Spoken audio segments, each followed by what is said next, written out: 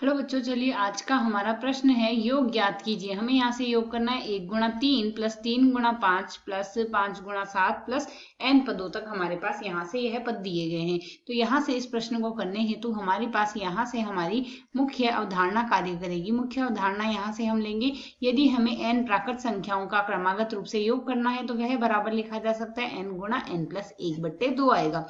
इसी प्रकार यदि उसके वर्गों का योग करना है तो वह आएगा n गुणा n प्लस 1 गुणा 2n प्लस 1 बट्टे में आएगा हमारे पास यहाँ से 6। तो यदि अब हम यहाँ से देखें, हमें जो योग करना है 1 गुणा 3 प्लस 3 गुणा 5 प्लस 5 गुणा 7, इसी प्रकार हमें यहाँ से n पदों तक योग करना है। तो यदि हम nवां पद देखें, इसका tn बराबर क्या लिखा जा सकता है, यहाँ से हमारे पास प्रथम पद 1 है, दूसरा इसका प्रथम पद अगले पद का देखेंगे 3 है, उसका पहला पद हमारे पास 5। इसी प्रकार यहाँ से हमें विषम संख्या ही 1 3 5 7 प्राप्त हो रही है प्रथम पहले स्थान पर, पद के पहले स्थान पर। तो यदि हम यहाँ से देखें, हमारे पास विषम संख्या 2n-1 के रूप में लिखी जा सकती है, और उसके जो अगली संख्या लिखी गई, जैसे 1 के बाद हमें 3 प्राप्त हो रहा है, उसके बाद 3 के बाद 5 आ रहा है, 5 के बाद 7 आ रहा है। तो यदि पहली संख्या 2n-1 है तो उसकी अगली संख्या इसमें 2 जोड़ने पर हमें प्राप्त हो जाएगी, अर्थात 2n-1 प्लस में यदि हम 2 कर दें तो हमें वह संख्या प्राप्त हो जाएगी।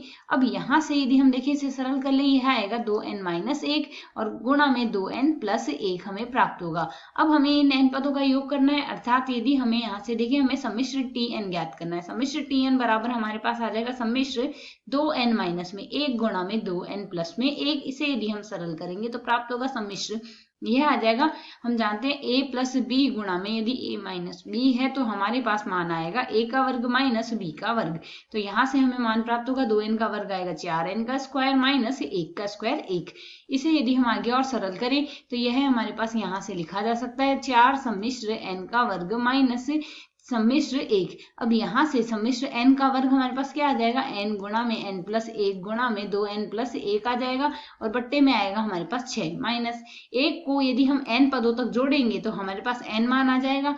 इसे यदि हम सरल करते हैं तो 2 से हम 6 को काट देंगे यहाँ से, तो 3 आ जाएगा और अंश में 2 आएगा। इन दोनों पदों में से हम n उभयनिष्ठ ले सकते हैं। n यदि हम उभयनिष्ठ ले ले तो शेष बचेगा 2/3। n प्लस 1 को यदि 2n प्लस 1 से गुणा करें तो 2n का वर्ग plus n plus 2n plus 1, और n हम उभयनिष्ठ ले चुके हैं तो माइनस में 1 आ जाएगा। इसे यदि हम आगे और सरल कर ले तो n गुणा में यहाँ से 3 लघुत्तम ले लेते हैं तो 3 बाहर आ जाएगा, और यह आ जाएगा 2 को यदि हम अंदर गुणा कर दे तो 4n का वर्ग, यह होगा 3 को हम 2 से गुणा करेंगे 6n आ जाएगा, प्लस में आ जाएगा हमारे पास 2, और माइनस में यहाँ से लघुत्तम लेने पर 3 आ गया। इसे यदि हम सरल करते हैं तो हमारे पास यहाँ से राशि क्या बन जाएगी, n/3 गुणा में आएगा हमारे पास यहाँ से यह आ रहा है, यहाँ पर n/3 गुणा में हमें प्राप्त हो रहा है 4n का स्क्वायर प्लस 6n और माइनस में 1, तो 4n का स्क्वायर प्लस 6n और माइनस में 1। यही हमारे पास इस प्रश्न का हल है। आशा है समझ आया। धन्यवाद।